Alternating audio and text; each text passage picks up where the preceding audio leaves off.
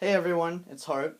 Today I'm going to be showing you how to do problems 4 and 5 on page 3 of the 2012-2013 Unit 4 practice test. So let's do it.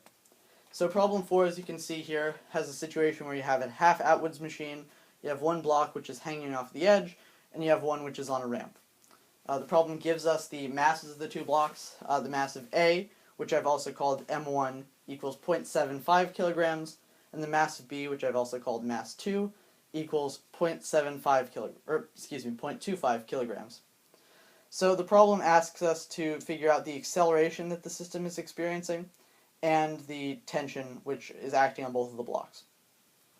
So immediately you should recognize this sort of outwards machine situation as one we've seen in a lot of prior problems, except with a little twist this time. Obviously, we're going to have to use some 2D physics to figure everything out because block A is on a ramp with angle theta. However, you can just think about this as sort of a twist on previous outwards machine problems.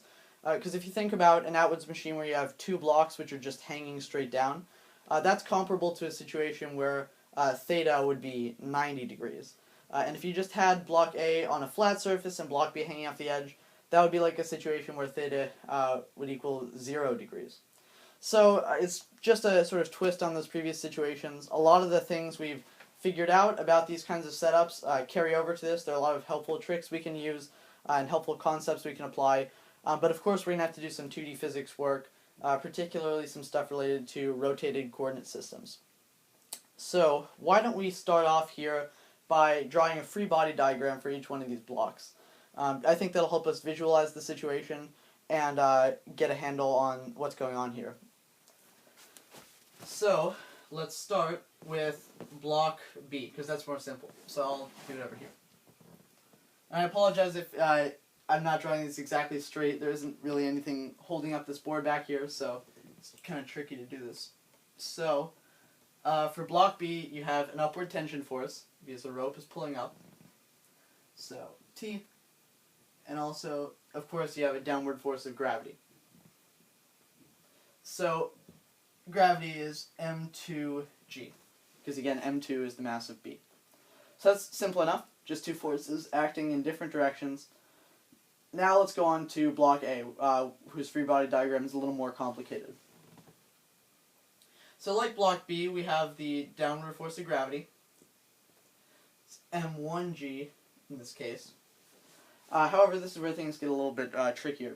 So tension in this case is not pointing straight up. It's actually up and to the right. So tension is going to be like that. And I'm going to write M1G over on this side. And also, we can see that since block A is sitting on the ramp is going to be pushing up and to the left on the block. So we have a normal force in that direction. Alright, so we can already see here we need to do something about this because they're all going in different directions. So now this is where we can apply what we know about 2D physics and create a rotated coordinate system here. So first let's reflect upon the definition of a normal force. A normal force is a force that acts in a direction that's perpendicular to a surface. So that means that in this case the normal force is acting up and to the left at a right angle with the ramp. But as we can see, tension is acting in a direction parallel to the ramp. So the normal force and tension are at a right angle right there. So we can use the normal force and tension as the y and x axes in our rotated coordinate system, respectively. So why don't we draw that?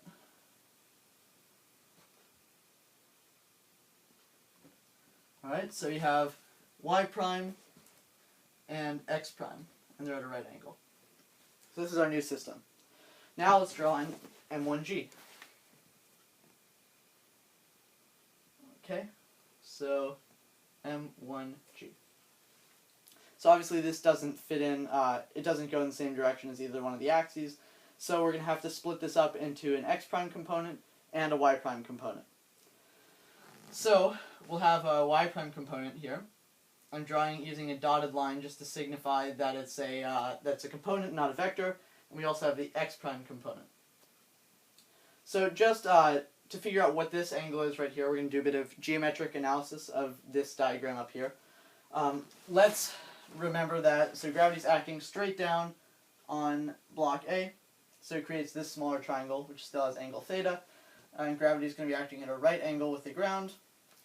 So we remember that the sum of the angles of a triangle is 180 degrees, so if theta and 90 are two of the angles here, then 90 minus theta is the third angle. We also, as I just described, we have these components come down here, and you have a right angle. Draw that right angle in right there. So if 90 minus theta is this angle here, and we know that this whole thing here adds up to 90, because again the normal force is acting perpendicular to the ramp. So 90 minus theta equals theta. So we can figure out that this angle right here in this triangle with components is theta. Alright, so that's helpful. So now we can express the components using some trigonometry, since we have the angle there. So we can see that so m1g is the hypotenuse, and this component here is opposite theta. So you can express this as m1g sine theta. Makes sense. SOHCAHTOA. And you also have this is adjacent to theta, so this is m1g cos theta. Right. So we've got that now, and that's really helpful. We've filled out the rotated coordinate system now. So why don't we take a look at what this actually means, what these components show us about what's going on here. So m1g cos theta, you'll notice, is in the opposite direction of the normal force. In fact, they're balancing each other in this situation because the block A is just sitting on the ramp, it's not going up, and it's not sinking through, so they're perfectly balanced. We see, though, that m1g sine theta is going in the opposite direction of, it's going down and left. That's the opposite direction of the force of tension, which is up and to the right. So, let's remember that Newton's second law states that net force equals mass times acceleration, so therefore acceleration equals F net over mass. Alright, so since it asks for acceleration, why don't we try to figure out the net forces which are acting on these two blocks? So we can start where we just left off there. The acceleration of block A equals, as I just mentioned, the two sort of competing forces here, which will determine whether A is accelerating up toward the pulley or down the ramp. The two competing forces are m1g sine theta, a component of m1g, or the up and to the left, or up and to the right tension force. So we just need to find the difference of those two things. So m1g sine theta minus t over the mass. Alright, so we have that. So now this is where our knowledge of Atwood's machines comes in handy. We know that the acceleration that both A and B experience is the same, it's the same for both blocks. So we can say that this equals acceleration of B, which, and this is very simple for B, we can see tension and gravity are the two competing forces, so we just find the difference over the mass. Alright, so let's take a look at what we know in these equations and what we still don't know. So we know the masses, we know gravity, so what's left over, the unknowns are acceleration, which we're trying to find, theta, and tension, which we are also trying to find. So we have to figure out some way to express tension in terms of theta, or theta in terms of tension. So, why don't we do this by cross-multiplying? We'll come over here. So, why don't we fill this out a little bit more? So we have 0.75 times 10 newtons a kilogram sine theta minus t over 0.75 equals t minus 0.25 times 10 newtons a kilogram over 0.25. Okay, man, I have to keep switching over here. So now we've clarified this a little bit. Let's cross multiply. So you have 0.75 t minus, so that's 2.5 times 0.75, which is 1.875, equals, so 7.5 times 0.25, again, which is 1.875, 1.875 sine theta, minus 0.25 t. Okay, so this is pretty lucky. We can just add 0.25 t to both sides, and we get t minus 1.875 equals 1.875 sine theta. Is that it? Yeah. So now you can see we just add 1.875 to both sides. So then we get that t equals 1.875 sine theta plus 1.875. Sorry for the cut there. We're back now. Where we left off, we had just expressed tension using theta. Unfortunately, that's the best we can do here. We can't get a numerical answer. If you try to plug that expression for tension back into the other equations, you just get stuff like 0 equals 0. Had we known theta, we would have been able to get a numerical answer in the end. However, that is not the case, so we have to leave it as it is right there. Just important to note, a little technicality, that had there been a numerical answer, it would have had just one significant figure, since the value of g we used, 10, has just one significant figure. This means that when we calculate acceleration, the acceleration also is going to be expressed using theta. We can plug tension back into the A equals F net over m equation. Remember that the acceleration for both blocks in the system is the same, so we can choose either one. Let's just say block B. So the net force acting on block B is the tension, which is 1.875 sine theta, plus 1.875, minus the gravitational force acting on it, which is 2.5, and that equals acceleration. All that is over, excuse me, 0.25 kilograms, the mass. So now if we simplify that a little bit, let's see, 1.875 divided by 0.25, we get 7.5, well, I did it the other way. Acceleration equals 7.5 sine theta. Now let's do 1.875 minus 2.5, divide that by 0.25, negative 2.5, so minus 2.5 meters a second squared. Alright, so this is our acceleration, 7.5 sine theta minus 2.5 meters a second squared. Again, this would also have one sig fig if it were a numerical answer, for the same reason that I described earlier. As for what the direction of this acceleration will be, it depends upon what theta is.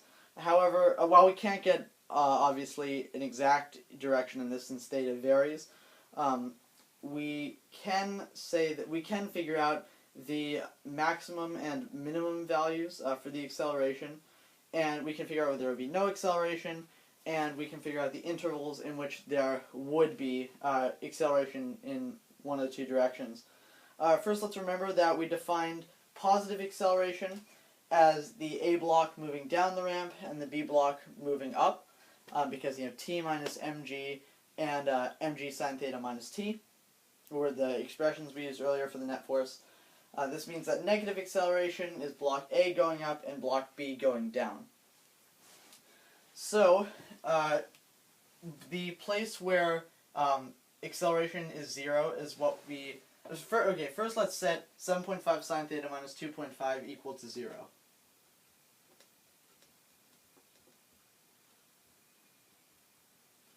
Alright, so if that equals 0, then sine theta equals 2.5 over 7.5, or 1/3. So this is where there would be no acceleration at all. The blocks would be still. And at this point, the theta would approximately be the arc sine of 1/3, which is about 19.5 degrees. Alright, so this means that if you go up or down from this degree measure, the acceleration is going to go one way or the other. So let's just test out the extreme cases.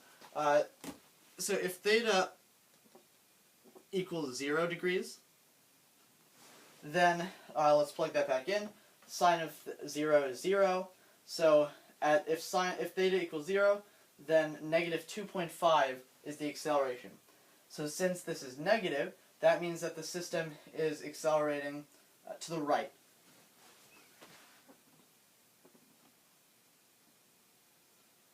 And again, since theta equaling 0 is the extreme case, that actually wouldn't be a ramp anymore. There would just be a flat surface here.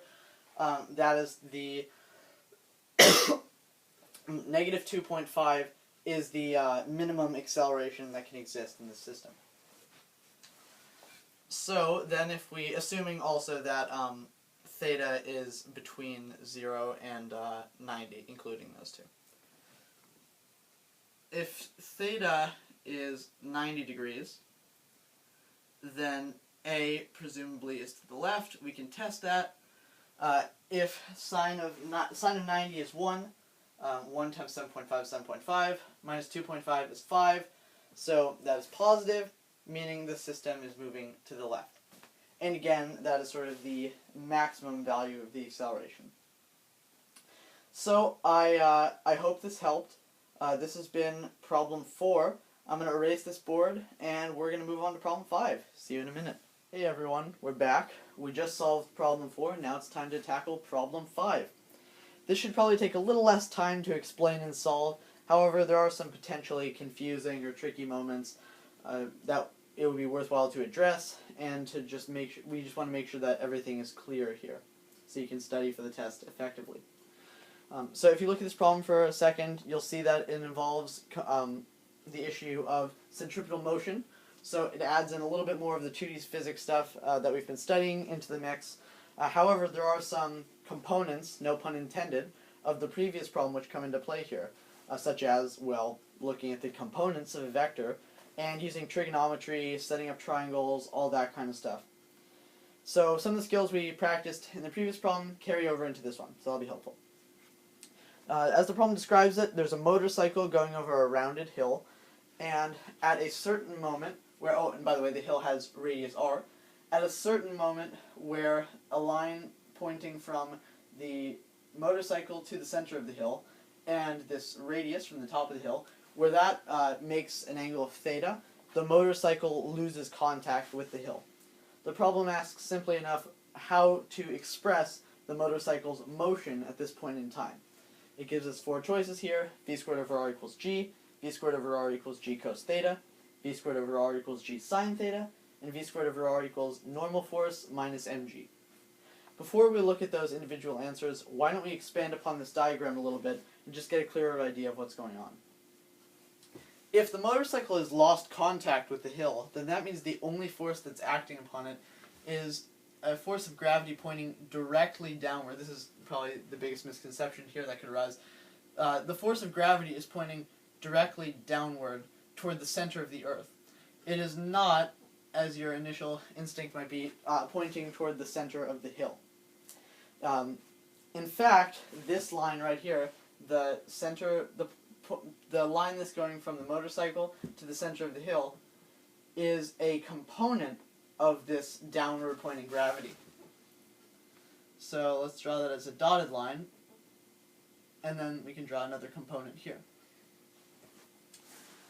So we can see that gravity as a whole, just the entire vector, is not center pointing, not centripetal in this case. However, one component of it is. This component right here. This component is not. It's going out this way. So why don't we do a little geometry so we can get into some of the trigonometry here. So since mg and r are parallel, and this component is a transverse line that cuts through these two, theta here and this are alternate interior angles and are therefore equal. Therefore, this is also theta, right up there. Make it a little clear. All right. So this angle is also theta. Again, using the kind of trigonometry we used in the previous problem, and realizing that the hypotenuse here is mg, we can say that since this is the opposite component from the angle theta, we can call this mg sine theta. And since this component is adjacent to theta, we can call it mg cos theta. Alright, that gives us the component of gravity which is center pointing in this case. So the component of the force which is center pointing. Now why don't we take a look at the answers, because this is sort of all the information we need from the problem to be able to figure out which answer is the right choice. If you remember from class, the formula for determining the acceleration of an object which is undergoing centripetal motion is v squared over r, that's the acceleration, and of course, so I'll write this out. So acceleration for sen, I'll call it, equals v squared over r, and according to Newton's second law, that equals acceleration equals f net over m. Since we just see v squared over r in all these answers on the side, we know that the other side must be f net over m. And the thing on the other side is that f net in this case is the force which is center pointing. So again, we just found that the component of gravity which is center pointing is mg cos theta. So that means that the acceleration in this situation is going to be mg cos theta over the mass. That means that the two masses are going to cancel out, and we are left with g cos theta equals v squared over r. So that's our answer. Again, this one didn't take as much work to do, wasn't as much algebra. But still, there are some moments for misconceptions to arise. So it's important that you understand this, and it's also good practice for just understanding the concepts of centripetal motion and everything. So that wraps up my my answers for page 3 of the 2012-2013 Unit 4 practice test. I hope my answers were clear and easy to understand, and I wish you the best of luck in studying. Thank you very much.